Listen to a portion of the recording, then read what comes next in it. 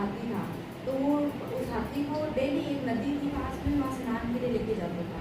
तो रास्ते में एक दर्जी की दुकान पड़ती थी, तो दर्जी उसको ना एक दिन कुछ खाने को दिया, ऐसे फिर डेली चलता था, डेली खाने को देता था। तो ऐसे हाथी और दर्जी में अच्छी दोस्ती हो गई। एक दिन क्या हुआ, दर्जी गुस्से में था, किसी बात का गुस्सा आया होगा उसको, किसी को बोला था, नॉर्मल बात। तो एक दिन दर्जी को गुस्सा आया था, वो अपनी दुकान में बैठा था, तो फिर वही हाथी डेली जैसे आता वैसा आया, उसने अपनी सूंड आगे करी दुकान के अंदर। तो फिर उसको दर्जी को गुस्सा आया हुआ था किसी वो बात का, उसने क्या किया, सुई है ना उसके सूंड में चुरा दी। इससे क्या हाथी को गुस्सा आ गया, तो हाथी नदी पर चला गया, वो अपने सूंड में का जो गंदा कीचड़ था ना, गंदा कीचड़ भर के लिया, तो गंदा कीचड़ भर के लाके उसकी दुकान में पूरा पानी छिड़क दिया। इससे क्या उसके सारे कपड़े गंदे हो गए। तो ये सब देख के फिर दर्जी को पछतावा हुआ कि मैंने ना इसकी सुई चुकाई ना, इसलिए इसने ऐसा वैसा मतलब वैसा वैसा किया इसने वैसा।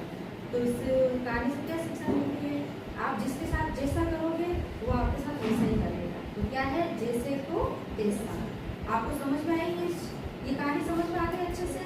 इसलिए कभी किसी के साथ बुरा नहीं करना। आप दूसरों के साथ बुरा करोगे तो आपके साथ अपना बुरा हो जाएगा। समझ में आ गया सबको अच्छे से? याद हो गई? मैं पूछूं कुछ क्वेश्चन पूछूं, क्या समझ में आया है? युविका आप खड़े, इस कहानी का नाम बताओ, क्या है ये कहानी? किस किस की कहानी है ये?